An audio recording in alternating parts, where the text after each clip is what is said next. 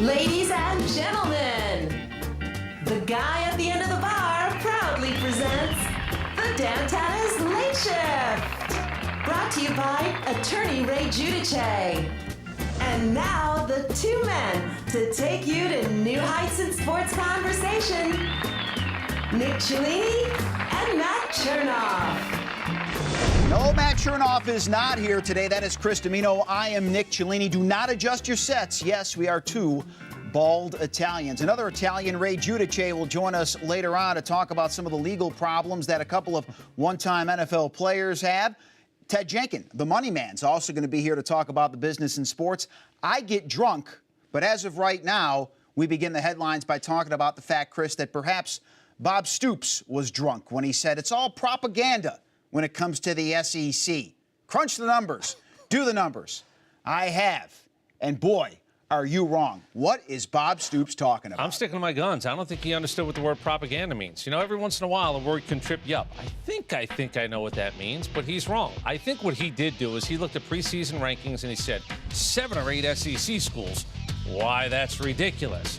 Well, it's actually not ridiculous. And Bob Stoops, whether you want to measure it by championships, which is what everybody wants to measure it by, Bob Stoops decided it was time for him to stick up for his people. Well, his people losing the argument to the SEC, he hadn't figured that into his equation. I love that Charlie Weiss actually stuck up for Bob Stoops as well, saying, do you know the stats? Do you know the numbers? Do you have a donut?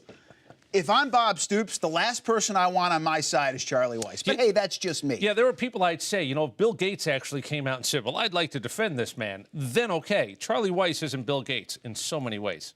Although he did actually make a lot of money off that Notre Dame one-year wonder. Did he not have that lap band surgery? Yeah, as they say, sometimes it didn't take. No, it didn't, because I think it gave him an additional belly. He's got one up here, and then he's got another one down here. Anyway, Nick Saban does respond to Bob Stoops by essentially saying, and I quote, I've got more important things to do than sit around and read what Bob Stoops has to say about anything. He then softened his stance and said, Bob and I are friends, but I think you get the gist of it. I think the best thing to come out of all of this is Nick Saban was asked, hey, Nick, what about what's going on in college football? Oh, I know what I want. 5 conferences, no more than 70 schools. You play everybody in your conference, and then we figure out who the champion is. That was the most important thing that came out of Bob Stoops to Nick Saban being asked a follow-up question. What do you think about all this? And Nick Saban, the track record speaks for itself. He'll play anybody, anywhere, anytime. In fact, they opened up the season in Georgia, in Atlanta, in the Georgia Dome once again this year. And they get A&M, obviously, now, who becomes not only a viable option to watch, but also a better football team than anybody thought. Bottom line is this. I can nitpick Alabama's schedule. You know, Chattanooga, Georgia State. I mean, they play those as well. There's no doubt about it. Yeah, but the third-teamers have to play every once in a while. You got to let everyone play. But when the SEC is down, Auburn, Tennessee, Kentucky, their schedule isn't as daunting as you would think. As a matter of fact, I think this year they might be on the Georgia end of things where they miss the other side's best teams. I understand that, but 7 straight national titles, 63 players drafted this year. Those are the numbers that count. At the end of the day, they actually take a crown, figuratively, and put it on somebody's head. The last 7 years, they put it on the head of somebody from the SEC. That's all you need to know. Okay, let's go back to Nick Saban. 3 national titles in 4 years. If he wins it this year, 3 straight in the BCS era, something Bear Bryant never did either at Alabama. So maybe it's blasphemy to say this. Is he better than Bear Bryant? Is he the top coach in the SEC of all time if Nick Saban accomplishes that feat this year? You know, I think people were saying he had to track down Steve Spurrier. Check, that's off the list. Spurrier only won 1, and I use the word only in a sentence, and it's hard to do when you're talking about national titles. I think you got to look at the man in the times, and I think in these times what Nick Saban is doing is actually more impressive than what Bear Bryant did. Now, that's not blasphemy if you actually code it with that guy's one of the all-timers and still considered by many to be the all-timer. But I think when you look at the man in his times and that part of the equation gets put in, Nick Saban doesn't have to take a backseat to anybody. Let's talk about the NBA playoffs. Remember when everybody was taken aback when Chicago went to Miami and won Game 1 of that series? Miami woke up and said, we're still the world champs, and you are the people that really don't matter. Well, here's the deal. You can pick a fight with us. That's okay, and we'll beat you up today, and we'll beat you up tomorrow. And how many times do you want to get beat up? I like your gumption. I like the idea that, 3 o'clock high, at 3 o'clock, you and I, we're going to fight. Okay, but eventually, when you get knocked down once, knocked down twice, knocked down a third time, the NBA says you only have to beat somebody 4 times. If you want to fight after that, that's just you being dumb. Chicago actually started a fight, and Miami's going to finish it. And they will, and they'll probably go on to the NBA Finals. Probably, I think now, face the Memphis Grizzlies, if I can get so bold as to say something like that. It will be interesting because Memphis is an also defensive team. Miami's at their best when they play defense. Memphis is a defensive team that actually finds offense from different people on a given night. I kind of like the matchup more than maybe it reads, because I do think Memphis, by the way, is not necessarily going to back down from them either. Still some fallout from Tiger and Sergio at the Players' Championship on the stadium course, going back to the fact that Tiger pulled out a club as Sergio was standing over his shot on Saturday. Well, Tiger had nothing to do with the fact that you hit the ball in the water twice on 17 and then an additional time on 18, blowing the championship on Sunday afternoon. Here's the deal. If you fall off a bike and you get back on the bike and you say, I'm going to continue the race, then at the end you go, hey, remember yesterday when I fell off the bike? That doesn't matter anymore. I'm going to steal from you. Shut up. Shut up. You set yourself up for this by saying, I'm not the type of guy who can win a major. I'm not the type of guy who mentally has it all in my bag. Well, you proved it. That's all. Hey, Tiger Woods isn't a sweet fella. He's not necessarily the nicest guy in the world. You know what that means in Sergio Garcia's case? Nothing. Nothing.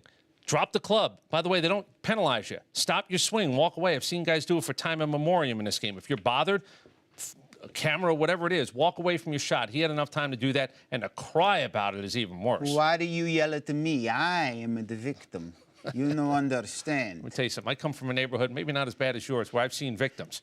He ain't no victim. That he is not. He's got a lot of beautiful women on his arm, and he makes a lot of money. I can't. I love to be that victim. I know. I can't feel sorry for any of these guys. Nope. I don't care, quite honestly, if the guy hits you with a BB gun, like shoot you and then hit you over the head with it. You're playing golf for a living. Why you be so mean to me? Let's talk about the Braves. Their road trip continues in Arizona. I didn't know my Uncle Nunzio actually was playing on the PGA Tour. The Braves look like at times Uncle Nunzio is playing for them because they're on pace to strike out over 1,500 times this year. They don't have a dominant starter, a strikeout guy, and they strike out a lot, which means they have a hard time at times playing small ball, which means in the postseason, that's a recipe for potential disaster. They're entertaining because when they're good, they're great. And when they're bad, they're god-awful. And there's not much in the middle. And here's the problem. I said they can't lose 65 games really that badly. They might not have to lose 65. They might need Craig Kimbrell to not have a good few weeks, and all of a sudden now you get a little bit closer as to whether you're a bona fide postseason team or not. The hot start went away pretty quickly. I still like them on days that I like them. I still really don't like them on the days when they don't play well. Well, the postseason means more cheddar, more money, and the man who knows more than anything else about money in life and in sports joins us when we come back Ted from Oxygen Financial. No, close. Oh. Ted Jenkins. Stay with us here on The Late Shift. Now back to the Dantanna's Late Shift. Brought to you by Attorney Ray Giudice, featuring the Knights of Cellini Kick Line and the Chernoff Dancers. Back here on The Late Shift, he's a big man, he's a powerful man, he is a rich man. The founder of Oxygen Financial, Ted Jenkins, joins us. He'll be joining us, in fact, a couple of times a month to talk about the business in sports. And what a business, Ted, the SEC has. Their network going to launch in 2014, and simply put, the rich just get richer. It's unbelievable. It's like it is in the United States. If you make money, it's easier to make more money. It seems to me every SEC school is going to get another $14, $15 million in their pocket. And they learn, Chris, as we talked about on the radio, from the mistakes that maybe some of the other networks like the Big Ten and the Pac-12 have made. You know what it proved, Ted, in your business is probably the case as well. You don't necessarily have to be first. Sometimes you don't want to be first. Figure out, let them work out the kinks, and all of a sudden you go, I'll sweep up those 20s. Yeah. I'll sweep them right up into my wheelbarrow. And that's what I think what they did as much as anything else. Absolutely. And now they're going to be nationwide and see every sport everywhere you want it. I think it's going to be easier even for them to recruit new students. But the thing is, the students didn't really win. All these kids that apply for college, are they going to see any of this money? Aha, there's the catch. And that's why he's the man with all of the answers. Now, people that are building the new stadiums and even existing stadiums around the SEC and beyond, they need to get more fans back in because a lot of people are sitting in those big man caves with their HD TVs, and they're very happy with the experience there. Talk about some of those changes that some of these guys are working on. You know, I have a 110-inch screen TV in my basement, so I'm asking myself, am I going to come down to the new stadium? I think this thing may need to look more like NASCAR. You know, you have to have the helmet and some sort of guide, and maybe you can hear the hits and tackles on the field. That might get somebody, I don't know about impact seating, but that might get them down on the field. I think you have to make it more social than your seat. You know, I think you almost have to extend. We heard about the long bar that might actually be in. There's a couple of different design options.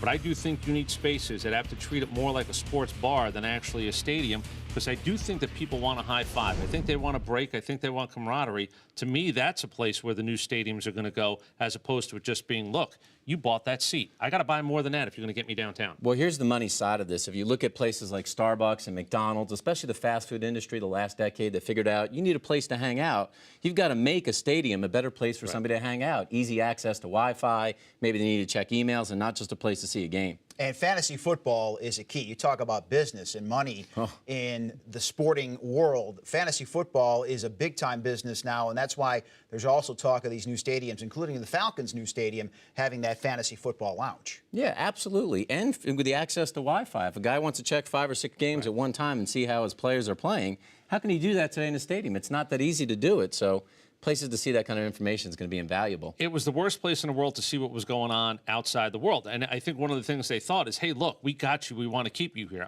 You better be thinking bigger, not smaller. Actually expand it. Don't bring it down further. Well, let's talk about the fact that a lot of these new stadiums, Ted, are going to be using paperless tickets, and boy, that can really gum up the works. You just had an experience. Yeah, I had a friend of mine went to a concert, and it was halfway to the concert, and he found out, hey, I left my credit card in my car. And he said, when I get to the front desk, how am I going to be able to get into the stadium? If you don't have your photo ID and you don't have the exact credit card for those paperless tickets, it's like going through TSA. You've got to have it all to basically get in the stadium. Listen, I'm all for pushing things forward. I never had a problem with handing a ticket to somebody. Either they rip it, the old days, they scan it, new days. Why are you trying to reinvent the wheel? I think you are creating more problems. And the infamous, well, that's me. No, it's not. That's me.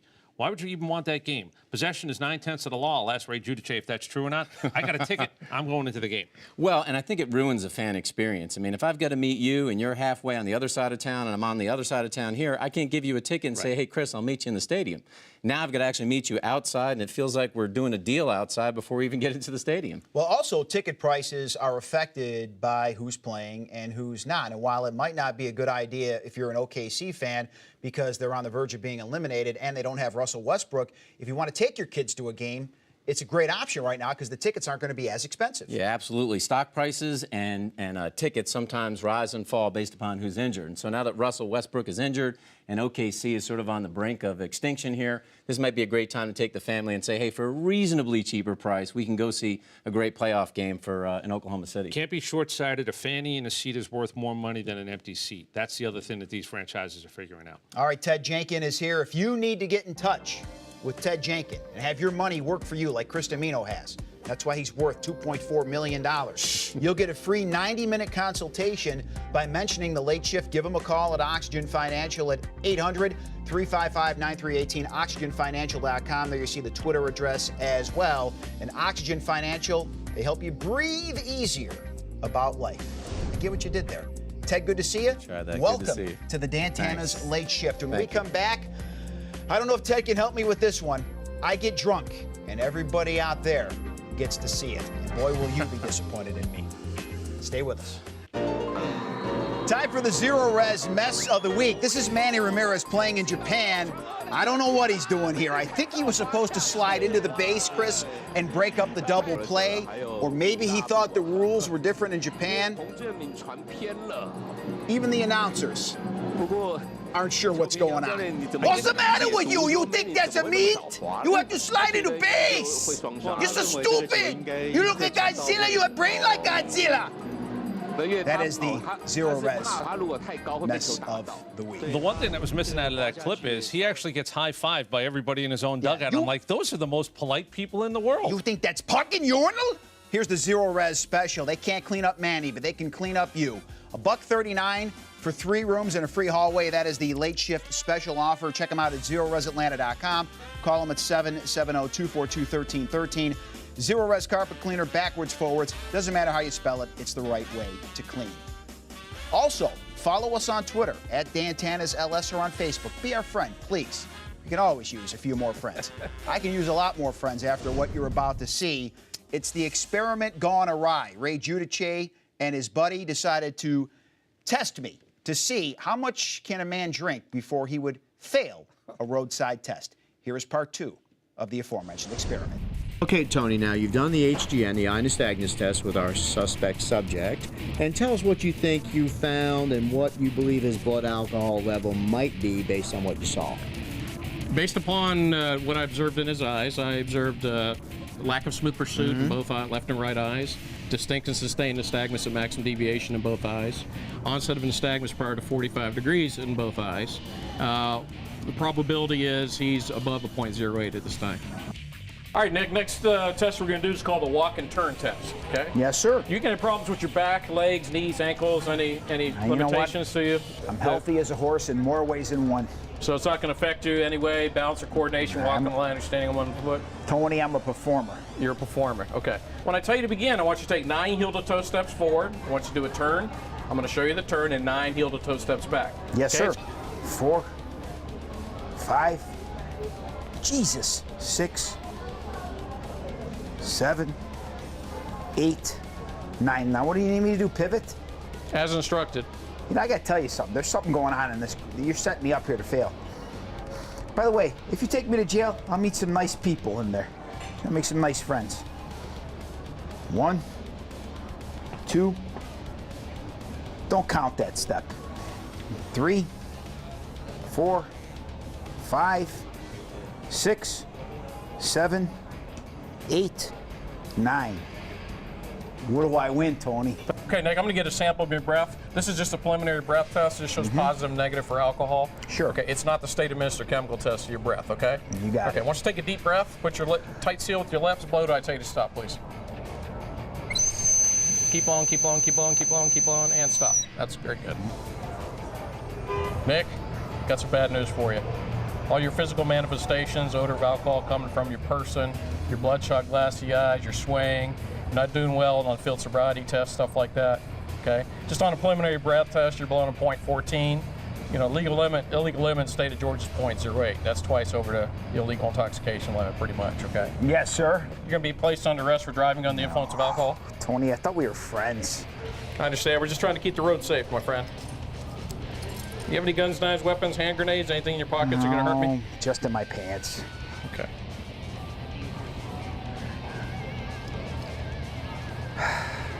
Tony, can I ask you a question? Yes, sir. Go ahead. Does this orange make me look fat? No. All right, because Actually, it's your color. Happy Halloween. you know, my mother watches this. She probably is right. She's over 80 years old. She gets confused at times. She's probably thinking I got arrested. I mean, Mom, it was just a part of the bit. I didn't drive. Nobody arrested me. So it's good. By the way, where was Boo Boo? Well, should he have been wearing that hat at the very end? Was he a Ranger Rick, or was that official? And by the way, I'll That give is you Tony credit. Corrado, our DUI expert. I will give you credit. At least you weren't so obstinate that all of a sudden you had to throw you to the ground. Because what would have been better video is if you truly decided in that fake arrest not to get arrested. Now, Ray Giudice is going to be here to bail me out and bail everybody else out there in television land out when we come back here on The Late Shift. It's okay, Mom. He's been arrested for worse. Now back to the Dantanna's Late Shift. Brought to you by attorney Ray Giudice with the Cellini All Cello Orchestra and the Chernoff Improvisational Mimes. And back here on The Late Shift, here he is, the man that got me out of the hot water at Dantanna's. He is Ray Giudice. And again, Ray, it was all in fun. I don't want my mother to think I really spent the night in the pokey. You were a good inmate. Is there a chance you can get his record expunged? What do you eat in jail? Bologna sandwiches? Bologna, tomato soup, a lot of peanut butter. Yeah, it's 3 hots and a cot. You like it. I got to be honest, doesn't sound so bad to me. No. I got the palate of a 6-year-old. Well, excuse me, I'm going to go break a window pane right now so I can get thrown in the pokey. Speaking of getting thrown in the pokey, how about getting thrown in the pokey twice in a day and then 3 times over a 5-day span? Yeah. That's what happened to Titus Young, as Chris says, former NFL wide receiver. And what he did was each arrest he got was more serious than the previous one, concluding with a burglary in somebody's house, breaking and entering, obstruction with the officer. That's a felony in every state in the union, and that's a jail time case everywhere. So I don't think he's going to have a contract next year. He's clearly in violation of a morals clause that he would have with any He's going to have endorsers. He's going to have a contract. It's with maybe the state put of on. California. That's right. Who's basically going to say, this is your time. It's going to be like a contract. They're That's going to tell him what his time served is, and he's going to make 18 cents a day folding towels. Making license plates. I will say this. The owner of that home in California said it's a good thing he didn't come in any further. He had a gun. He was loading the gun. Titus Young would be probably dead today. Yeah. This is a man that's on a bad train track. It's a train wreck. Don't do that. But again, what warning signals the first time the handcuffs are placed on him on arrest number 1? What didn't go through his head that says, I'm doing something wrong with my life, to say, I shouldn't break into that man's house? So you have to wonder if he's mentally stable. Quite frankly, if I was his counsel, I'd be going through having psychological evaluations on him done. There's been a history of behavioral problems even leading up to the NFL. Let me tell you this, though. If it was 1872, as he works his way up the crime ladder, he'd stick up a train. Well, I mean, that'd basically be next. That's right. Your Honor, my client is insane. He's wouldn't do nuts.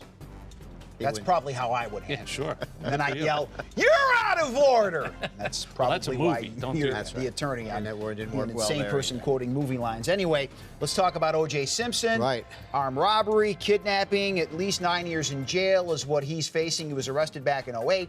And now he is saying his attorney was incompetent, and Yeah. that's why he wants a new trial. Yeah, is well, he going this- to get a new trial? He might. This is the last. good. Last gasp effort, and that's to come back and say these guys, these lawyers that I loved when I first hired them, and they were my saviors when I paid them all that money.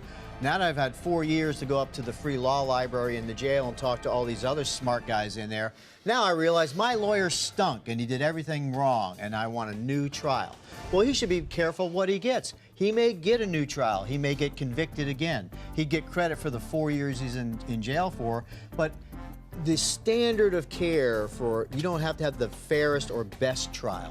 You have to have a reasonably fair trial. Apparently, he's getting more than 3 hots. Yeah. He's 1-1 in the my attorneys are good or they're not. His record is now 1-1. That's Here's right. what I know. You don't usually get many do-overs as an That's adult. right. A do-over's a kid thing, and your attorney's problems were your problems eventually, and that's the way the system works. And what he's also saying is, I didn't testify because my lawyer told me not to testify, therefore I was convicted. The flip side of that is when you let them testify, your client, and they're convicted, they say, you shouldn't have let me testify. You knew that was going to happen. Guys who walk away scot-free never complain about their attorneys. That's right. That's what I know. Well, let's come talk back. about a personal injury situation. This is the story as it's taking shape right now. A woman walking through Hartsfield-Jackson International Airport in Atlanta, minding her own business. The TSA, they've got bomb-sniffing dogs there. Well, all of a sudden, this lady's walking through and the dog attacks her and bites her in the belly. I think she's got a case, Ray.